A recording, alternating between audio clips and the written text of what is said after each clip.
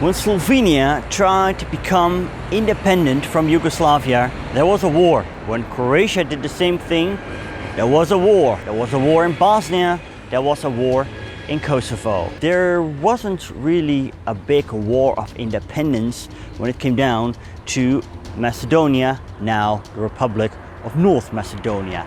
And why was that? In this video, you're going to learn about how the country, what is today known as North Macedonia, became independent from Yugoslavia. Keep watching.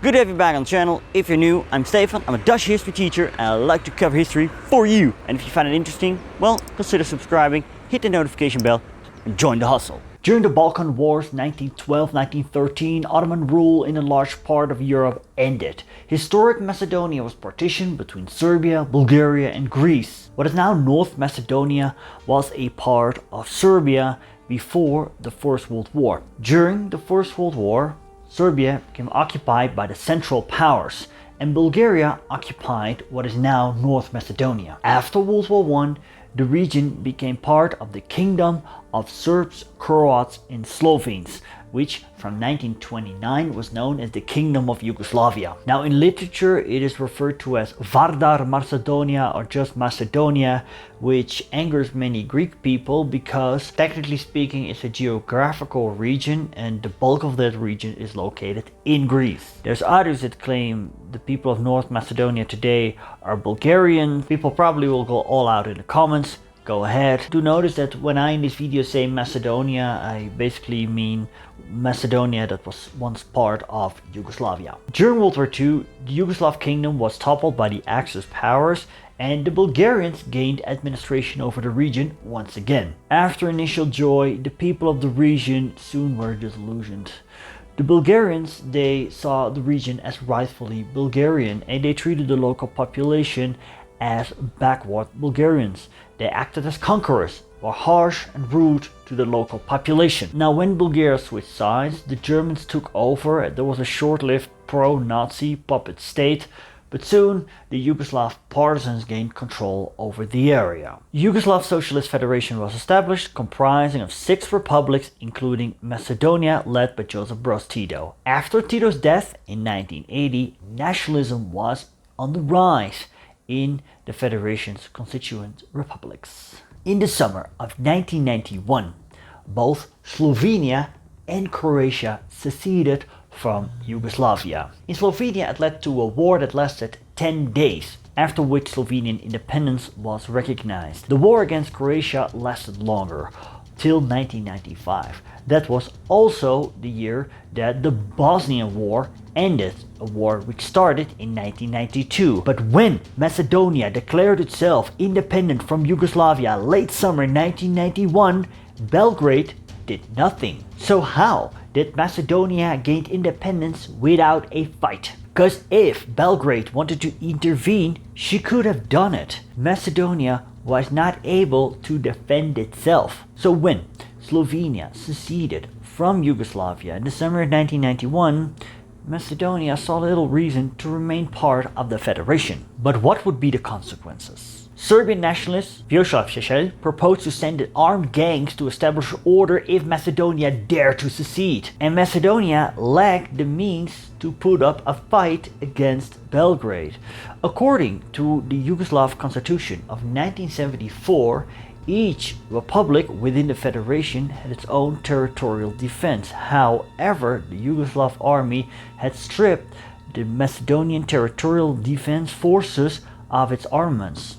Therefore, a disarmed country was vulnerable for outside attacks. In the meanwhile, Macedonian soldiers had to fight in the ranks of the Yugoslav army in Slovenia and Croatia. Sasha Gushovsky was the first Macedonian soldier that lost his life in Croatia near Split. During his funeral, a colonel from Belgrade spoke how this young man fell to save Yugoslavia. People responded frosty and insulting They believed Yugoslavia was not a cause worth dying for. To make matters worse, a Serbian mobster that went by the name of Arkan appeared in Macedonia on a recruiting mission. And as more coffins were turned from the front line to Macedonia, Macedonian officers in Skopje tried to prevent Macedonian men from being sent to the front in Croatia. Women appeared on the streets of Skopje and demanded their sons being sent home. Macedonian politician Kiro Gligorov made clear Macedonia had nothing to gain from sending its men to fight in a war for Belgrade. He wrote to the Federal Minister of Defense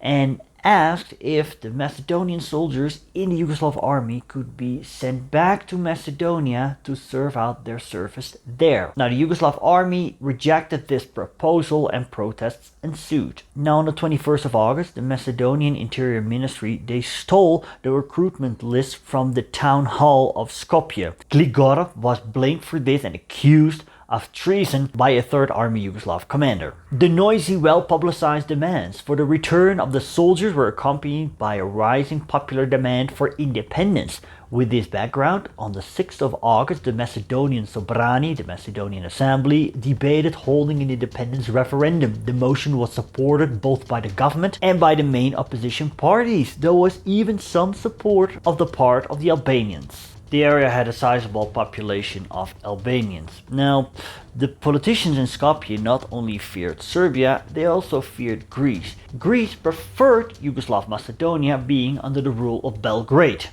They feared that an independent Macedonia might lay claims on the Greek territories of Macedonia.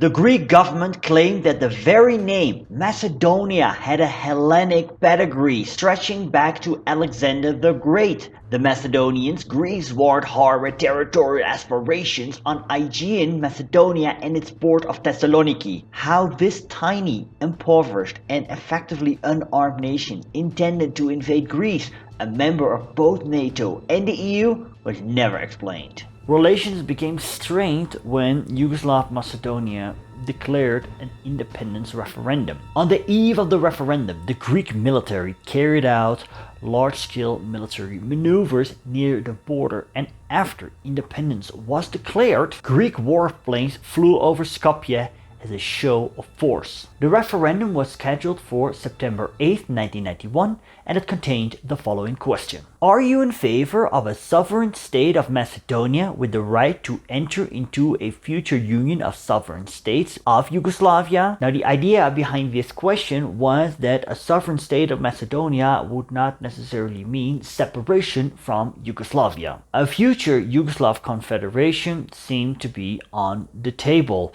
The alternative wasn't favorable because this meant that Macedonian men kept being sent to the front line to fight and die for a cause favorable to Belgrade. A 72% turnout occurred and 95% voted yes. The Albanians, they boycotted the referendum, but there was no Albanian uprising yet. Now, unlike the Yugoslav republics of Slovenia, Croatia, and Bosnia, Macedonia did not witness an armed intervention orchestrated by Belgrade. One major reason was the absence of a large Serbian population within the borders of Yugoslav Macedonia, which meant there was less of a pretext for military action under the guise of protecting Serb interests. Also, Belgrade had its hands full on fighting against Croatia, and opening up another front was unfavorable. Macedonia departed Yugoslavia with few tears, but also with few hopes of betterment in that baleful year 1991. She had freed herself of rule by Belgrade, but had acquired a spiteful enemy in the international sphere, Greece, which wanted to partition its territory with Serbia. The political conflict with Greece drove events in independent Macedonia. Like I said, Belgrade didn't raise much objections, but Greece did, but for other reasons. One thing was the name of the country, Macedonia, since Greece had a province with the same name. As a result, international recognition of the new Balkan state was slowed down. Yet in 1993 the country gained UN membership under the name of the former Yugoslav Republic of Macedonia. Now, a few years later, Greece recognized the independence and earlier trade restrictions were lifted. Yet in the early 2000s, violence occurred as ethnic Albanians formed rebel militias and brought the country on the brink of civil war. With the help of NATO and the EU, a peace was brokered. Hundreds had been killed in this conflict. The monument in Skopje reminds us of the struggle. In 2019, the country's name was officially changed to North Macedonia. I hope you found this video interesting. If you want to learn what happened here during the Second World War, you can click right here. Consider becoming Patreon so I can make better, cooler and more awesome videos. Don't forget to subscribe, and best wishes from this beautiful park here in Skopje, North Macedonia.